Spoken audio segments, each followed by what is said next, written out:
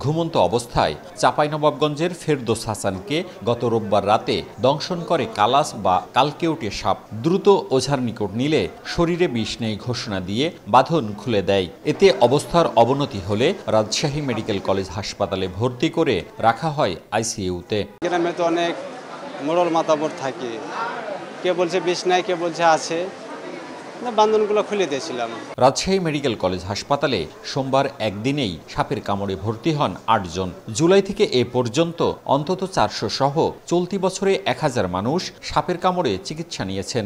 এর মধ্যে বর্ষা মৌসুমে ৪ জন আর চলতি বছরে মারা গেছে অন্তত ৩০ জন। রাসেল ভাইপারের ছোবলে মৃত্যু ৮ জনের। অক্সিজেন নিতে পারছিল না, আর চোখ খুলতে পারছিল না, মাথা ঝিমঝিম, বুক চেপে ধরে নিয়েছিল। ভুক্তভোগীরা বলছেন, এবারে বৃষ্টির সঙ্গে পাল্লা দিয়ে বেড়েছে সাপের উপদ্রব। প্রমত্তা পদ্মা, চরাঞ্চল, নদী খালবিল ভরে ওঠায় আশ্রয়ের সন্ধানে সাপ উঠে আসছে লোকালয়ে। বিষধর সাপের দংশনে হচ্ছে আহত, ঘটছে মৃত্যু। যখন পানি বের হয়ে যায় তো তার মানে কি পরের চরগুলো হচ্ছে ডুবে যায়, তখন তাদের জায়গার যাওয়ার থাকে না, থাকার জায়গা থাকে না, তখন তারা কি করে একটু উপরের দিকে ব্যাক করে। বিশেষজ্ঞরা বলছেন, এবার ভরা বর্ষায় কালাস এবং গোখরা সাপে দংশনের ঘটনা বেশি। সামনে যে ধান কাটার সিজন আসবে সেই সময়ে কিন্তু রাসেলস ভাইপারের যে বাইট সেটার পরিমাণটা বেশি হবে। এখন যেটা হচ্ছে যে কমন ক্রেট এবং স্প্যাকটিক্যাল কোবরা, এই দুইটার বাইট আমাদের অঞ্চলে সবচেয়ে বেশি হচ্ছে। রাজশাহী মেডিকেল কলেজ হাসপাতাল কর্তৃপক্ষ সাপে কাটা রোগীদের জন্য ২০ শয্যার বিশেষ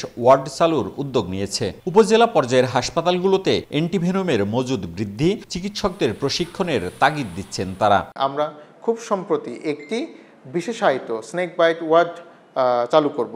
এই ২০ শয্যার ওয়ার্ডে কিন্তু সার্বক্ষণিক আমরা কেবলমাত্র সাপে কাটা রোগীদেরকেই চিকিৎসা সেবা দিয়ে যাব। প্রতিটা ডাক্তারের সব ট্রেনিং থাকা বাধ্যতামূলক, যাতে করে তাদের কাছে তো ফার্স্টে আসে রোগী, তারা যেন এই রোগীটা এফেক্টিভলি ম্যানেজ করতে পারে। রোগীটা যেন উপজেলা থেকে হাসপাতালে আসতে যে ডিলেটা হয়, এই ডিলেটা যেন না হয়। চিকিৎসকরা বলছেন, সাপে কাটার পর অনেকেই ওঝার কাছে যাচ্ছেন। রোগীরা বিলম্বে হাসপাতালে আসায় অনেককে বাঁচানো সম্ভব হচ্ছে না। মওদুদ রানা, সময় সংবাদ, রাজশাহী।